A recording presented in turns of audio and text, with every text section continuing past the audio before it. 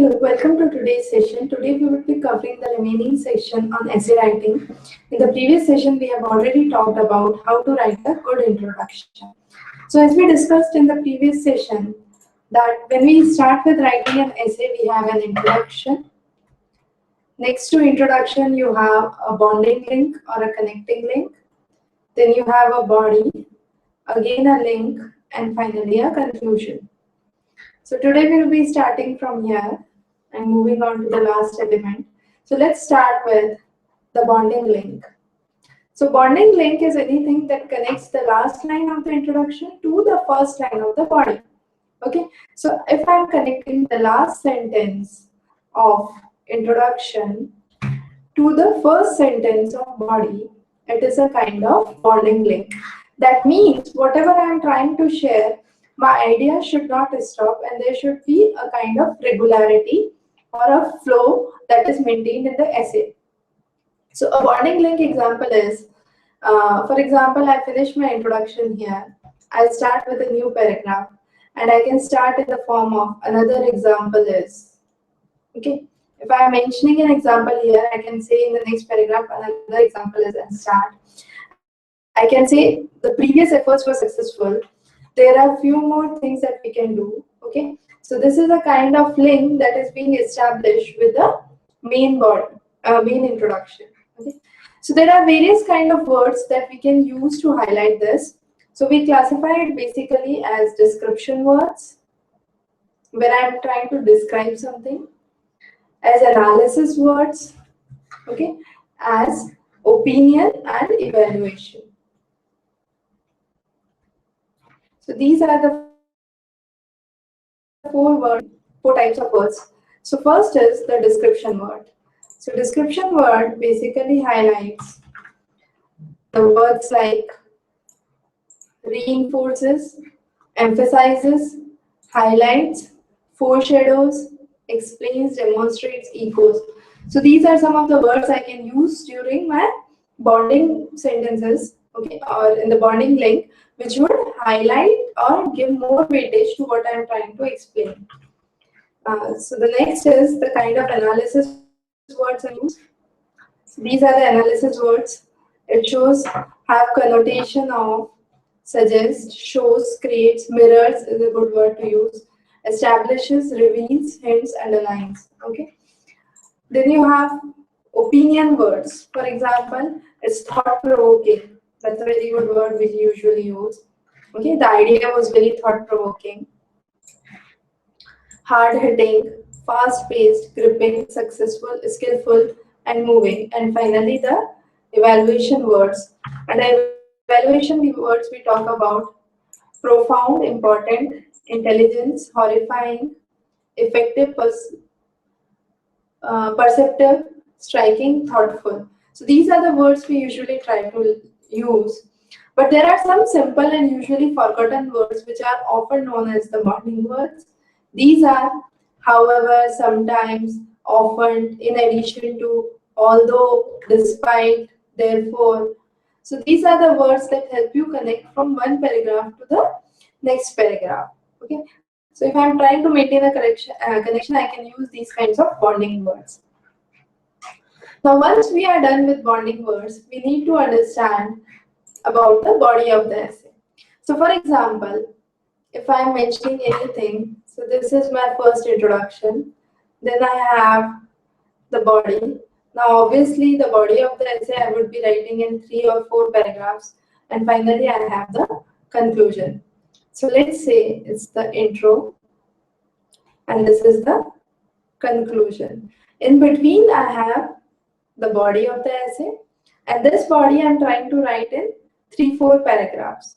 Okay, so what I'm trying to do here is I'm trying to mention the things into paragraph. So every paragraph should maintain a link with the new paragraph. So you must have point,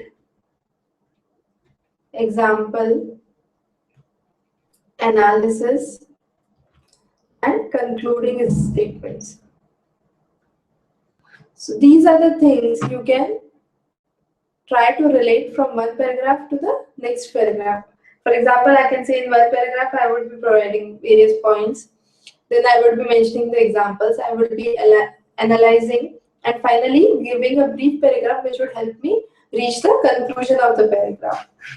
For anything you write, make sure to connect it to the next paragraph, and it is a good idea to end the paragraph in the form of dot dot dot, where you are emphasizing that the reader or the examiner must have a perspective to think. You can leave a sentence with dot dot dot, saying that this might happen. What do you feel?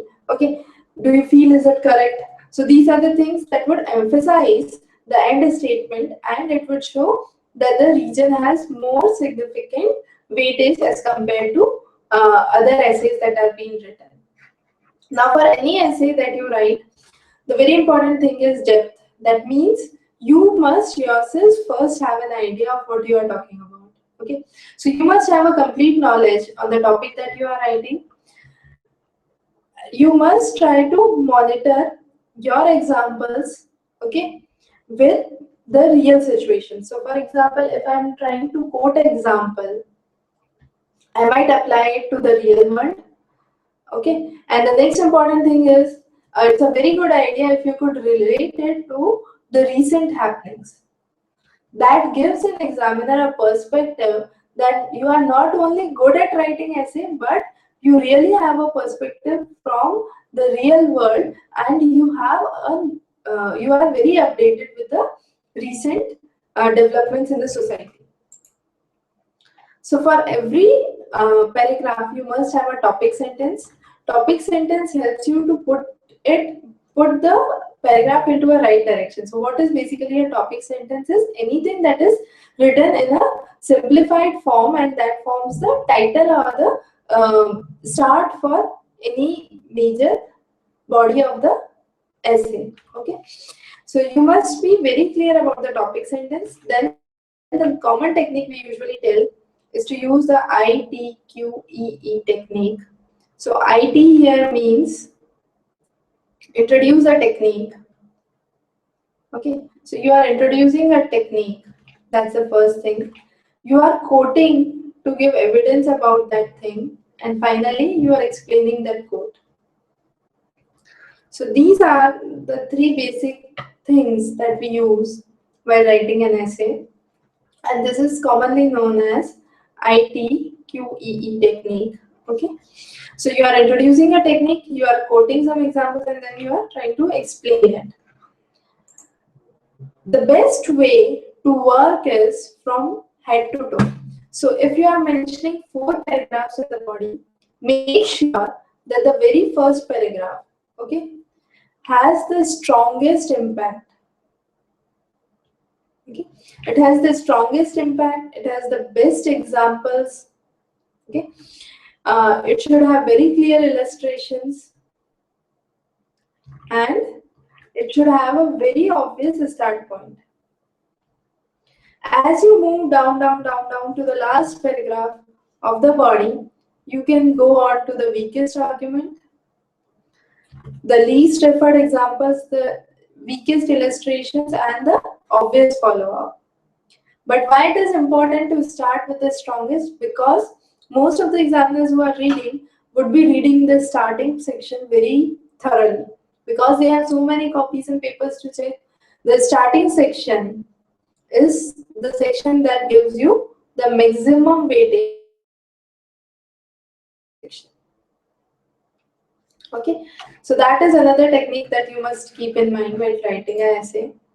The main aim while you are writing an essay is not to just keep writing, but to try to simplify things. So here is a very nice diagram I usually tell students. You can see here, if I am writing in this way and this way, in both cases I am writing, okay?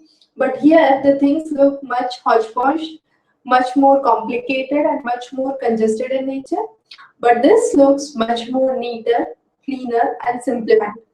So our aim while writing an essay should be to simplify our ideas, and not just to put in every idea that comes to the mind and create a congestion of ideas. Okay, so it's a real simplification of what you can, real simplification that you can do. Okay, so this is a very important thing while writing the main body of the essay. Conclusion. Now conclusion will be moving on to the, again after the body you must have a connecting link, and finally the conclusion. Conclusion is very similar to introduction that we talked about in the previous class. So under conclusion, what is important is that it is, if you don't write conclusion, you would not lose marks, but you would definitely lose marks, but you would not be losing on the behalf of what you can say, that you are not earning any specific marks. Okay, you won't earn anything extra because you're writing conclusion, but if you don't write conclusion, you would definitely lose your marks. So writing conclusion is very important, and when you are trying to write the conclusion, it's again the same steps as the introduction. So the introduction is very important, conclusion is very important, and the first few sections of the body are very important. The remaining part you can go with weak ideas and obvious conclusions. Okay, but for the initial part it should be very strong statements. So this is very important. Okay, now, the things remain the similar as for the introduction. It should be short and sweet. The language should be emphatic. Okay. You must be able to convey your direct ideas to the examiner. So you must have good examples and expressions. Okay. There are something must that you must do for essay writing. You must provide a summary of ideas. You must wrap up your ideas nicely. It should not be just putting out discrete ideas independently, but you must be able to wrap the ideas that you are trying to present. Okay, then the most important thing is try to make it as cheesy as possible. Now here are some good examples of making the conclusion cheesy. So let's move on to here.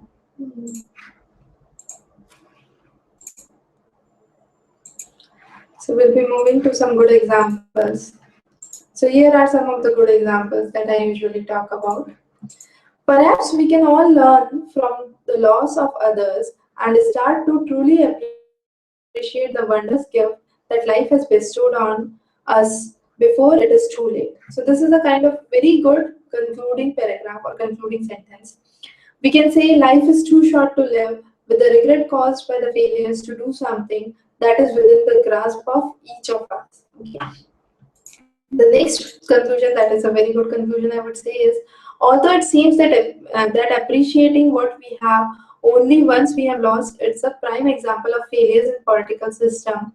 Perhaps the pain of our past loses can sharpen our focus so that we can truly cherish what we have today. So these are the kind of some of the cheesy conclusions, and a very good idea to formulate good conclusions and good introduction is try to keep in mind 10 to 15 topics that are really important in the present examination. Okay, and based on those topics you can have a prior mindset on what conclusions or what introductions would be good with this topic, and you can have a previous mental setup on what to write on those topics. Now we usually talk about 6 C's of functional writing. So this 6 C's talks about clear writing. So your writing should be legible. It's very important that people are able to, the examiner is able to understand what you are writing. It should be very straightforward and logical.